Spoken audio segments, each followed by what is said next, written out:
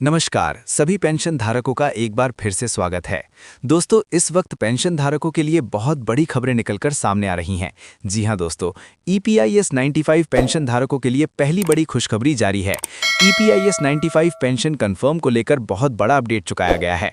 जनवरी 2026 से 7500 रुपये की ईपीएस पेंशन पक्की हो गई, सरकार ने दे दी है मंजूरी। तो आखिर दोस्तों किस तरीके से पक्की हुई है? जनवरी 2026 से ही आप सभी को 7500 रुपये की ईपीएसएन पेंशन और सरकार ने किस तरीके से इस पेंशन को लेकर मंजूरी दे दी है, इसके बारे में दोस्तों आज इस वीडियो के अंदर पूरी जानकारी दी गई है, जो कि आप सभी को मिलेगी। और इसी के साथ यहां निकलने पर बात करने वाले हैं 69 लाख पेंशन भोगियों के लिए दिसंबर के महीने के अंत तक आ सकती है ये बड़ा अपडेट।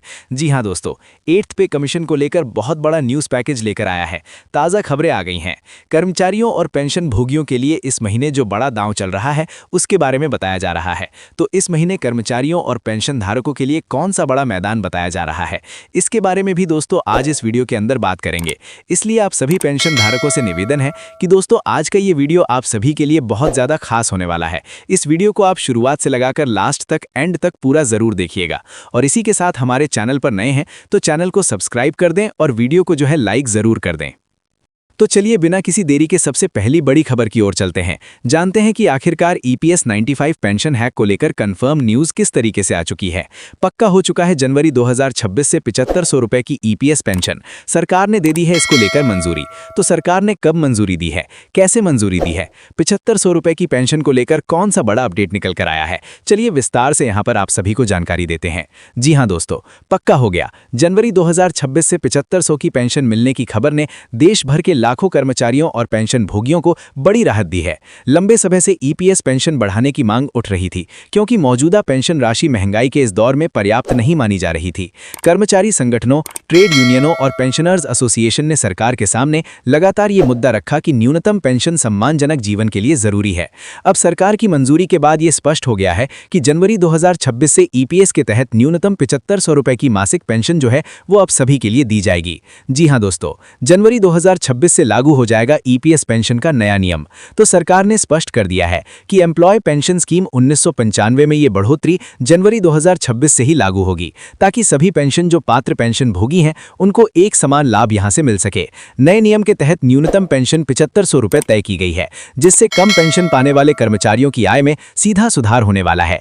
अब तक कई ईपीएस 95 पेंशनर्स को 1000 से 3000 रुपए के बीच की पेंशन मिल रही थी, जो बुनियादी जरूरतों को पूरा करने में नाकाफी थी। और इस बदलाव के बाद पेंशन प्रणाली को अधिक व्यवहारिक और मानवीय बनाने की कोशिश की गई है। सरकार का कहना है कि इस फैसले से सामाजिक सुरक्षा नेटवर्क मजबूत होगा।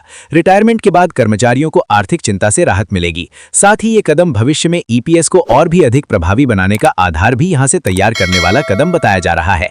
इसी के साथ ईपीएस पेंशन बढ़ोतरी से किन लोगों को यहां पर सबसे ज्यादा फायदा देखने को मिलेगा, इसके बारे में अगर बात की जाए तो ईपीएस 95 पेंशन हैक का सबसे बड़ा फायदा उन कर्मचारियों को मिलेगा जिन्होंने निजी कंपनी में लंबे समय तक काम किया और नियमित रूप से ईपीएफओ में योगदान किया। खास तौर पर वे पेंशनर्स जो कि न्यूनतम पेंशन पर निर्भर थे, बेहतर जीवन स्तर की उम्मीद कर सकते हैं। ये बढ़ोतरी विधवा पेंशन भोगी और आश्रित परिवार के सदस्यों के लिए भी राहत लेकर आएगी, क्योंकि ईपीएस के तहत उन्हें भी संशोधित राशि का लाभ मिलने की संभावना है। इसके अलावा ये फैसला आने वाले वर्षों में नए कर्मचारियों के लिए भरोसा पैदा करेगा कि रिटायरमेंट के बाद उन्हें सम्मानजनक पेंशन मिलेगी। कुल मिलाकर ये कदम ईपीएस व्यवस्था में विश्वास बहाल करने का यहाँ पर जो है बहुत ही ज्यादा महत्वपूर्ण पहलू माना जा रहा है। ईपीएस पेंशन बढ़ाने के पीछे सरकार और कर्मचारी संगठनों की संयुक्त भूमिका अहम रही है। लंबे समय से विभिन्न मंचों पर ईपीएस पेंशन सुधारों की मांग उठाई जा रही थी। कर्मचारी संगठनों ने आंकड़ों और रिपोर्ट के जरिए ये दिखाया है कि मौजूदा पेंशन राशि बुजुर्गों की जरूरतों को पूरा करने में असफल है। सरकार ने इस मांग पर गंभीरता से विचार करते हुए वित्तीय प्रभावों का आकलन किया है और अंततः 7500 रुपए की न्यूनतम पेंशन को मंजूरी दी है। ये निर्णय दर्शाता है कि सरकार सामाजिक सुरक्षा से जुड़े मुद्दों पर संवेदनशील रुख अपना रही है। इससे भविष्य में ईपीएस से जुड़ी अन्य सुधारों की भी उम्मीद जो है वो बढ़ गई है। ईपीएस पेंशन में ये बढ़ोतरी केवल वर्तमान पेंशनर्स के लिए नहीं बल्कि आने वाली पीढ़ियों के लिए भी महत्वपूर्ण है। इससे पेंशन प्रणाली पर भरोसा बढ़ेगा। कर्मचारी लंबे समय तक ईपीएफओ में योगदान देने के लिए प्रेरित होंगे। विशेषज्ञों का मानना है कि ये कदम रिटायरमेंट प्लानिंग को मजबूत करेगा और बुजुर्गों की आर्थिक निर्भरता को भी कम करेगा। साथ ही बढ़ी हुई पेंशन से घरेलू खपत में सुधार हो सकेगा, जिसका सकारात्मक असर अर्थव्यवस्था पर भी पड़ेगा। कुल मिलाकर जनवरी 2026 से लागू होने वाला 7500 ईपीएस पेंशन नियम सामाजिक और आर्थिक दृष्टिकोण से एक बड़ा बदलाव, बड़ा क्रांतिकारी कदम जो है साबित होने वाला है। ये पेंशन धारकों के लिए बहुत बड़ी खबर निकल कर आ चुकी है। और इसी के साथ दोस्तों अगली बड़ी खबर की बात करें तो 8th पे कमीशन को लेकर बहुत बड़ा अपडेट निकलकर सामने आ चुका है। 69 लाख पेंशनर्स के लिए दिसंबर के महीने के अंत तक आ सकती है बहुत ही बड़ी खुशखबरी। लिस्ट में क्या आपका नाम है या फिर नहीं, इसे चेक करना आप सभी के लिए बहुत आसान। जी हां, तो दोस्तों चलिए इसकी बात करते हैं। तो केंद्र सरकार के कर्मचारियों और पेंशन भोगियों के लिए यह समय बहुत अहम माना जा रहा है। खास तौर पर देश के करीब 69 लाख पेंशनर्स के लिए दिसंबर का महीना उम्मीद लेकर आया है। लंबे समय से 8th पे कमीशन को लेकर बातें चल रही थी। अब ये चर्चा धीरे धीरे हकीकत बनती नजर आ रही है। सरकार की तरफ से आने वाले फैसलों का सीधा असर कर्मचारियों और पेंशनर्स की आमदनी और घर के बजट पर पड़ेगा। वहीं दोस्तों पिछले कई महीनों से कर्मचारी संगठन 8th पे कमीशन बनाने की मांग कर रहे थे। अब सरकार ने इस दिशा में कदम बढ़ा दिए हैं।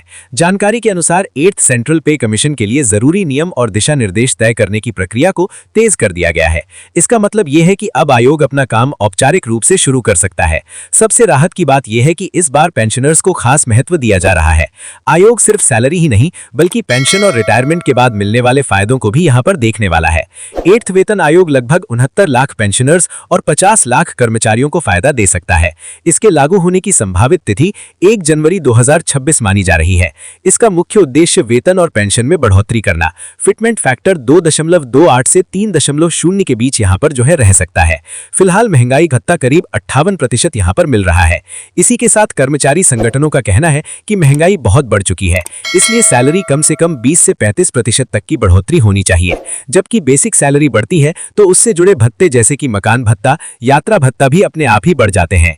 इसी के साथ पेंशनर्स के लिए अच्छी खबर यह है कि सरकार डियरेंस रिलीफ को बेसिक पेंशन में जोड़ने पर विचार कर सकती है। अगर ऐसा होता है तो पेंशन की शुरुआत ही ज्यादा रकम से यहां पर होने वाली है। इसी के साथ अभी केंद्र सरकार के कर्मचारियों को 58% महंगाई भत्ता मिल रहा है। नया वेतन आयोग लागू होने पर पुराना महंगाई भत्ता बेसिक सैलरी में जोड़ दिया जाता है और फिर नए सिरे से महंगाई भत्ता शुरू होता है। पेंशनर्स के लिए मिलने वाला डियरेंस रिलीफ भी इसी तरह काम करता है। दिसंबर में होने वाली घोषणाओं से ये साफ हो सकता है कि बकाया एरियर का भुगतान कैसे और यहां पर जो है कब से किया जा सकता है। इसी के साथ दिसंबर 2025 में संसद के शीतकालीन सत्र के दौरान सरकार ने 8th पे कमीशन को लेकर औपचारिक बयान दे दिया है। सरकार पहले ही संकेत दे चुकी है कि पेंशनर्स के हितों का इसमें पूरा ध्यान रखा जाएगा। हाल ही में डिजिटल लाइफ सर्टिफिकेट और यूनिफाइड पेंशन सिस्टम जैसे बदलाव लागू हुए हैं। अब वेतन आयोग की रिपोर्ट का अगला कदम जो है मानी जा रही है। हालांकि आयोग की पूरी रिपोर्ट देने में करीब 18 महीने यहां पर जो है लग सकते हैं। न्यूनतम पेंशन में अच्छी बढ़ोतरी हो सकती है। अगर देरी होती है तो एरियर का लाभ भी मिलेगा। मेडिकल अलाउंस में बदलाव किया जा सकता है। ग्रेच्युटी की सीमा 20 लाख रुपए से बढ़ाकर 25 या फिर 30 लाख रुपए की जा सकती है। फैमिली पेंशन के नियम भी आसान यहां से बनाई जा सकती हैं। भारत में हर 10 साल में नया वेतन आयोग बनाया जाता है।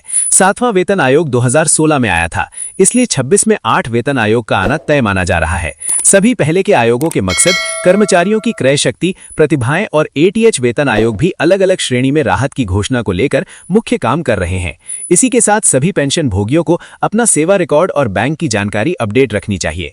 इसके बाद किसी ने भी घोषणा की KYC की जरूरत पड़ सकती है। केवल सरकारी अधिसूचना और विश्वसनीय खबरों पर ही आपका ध्यान है। अगर आपकी पेंशन से जुड़ी कोई भी गलती है तो उसे ठीक करवाएं ताकि आपके लिए मुआवजा का भुगतान समय पर पूरा किया जा सके।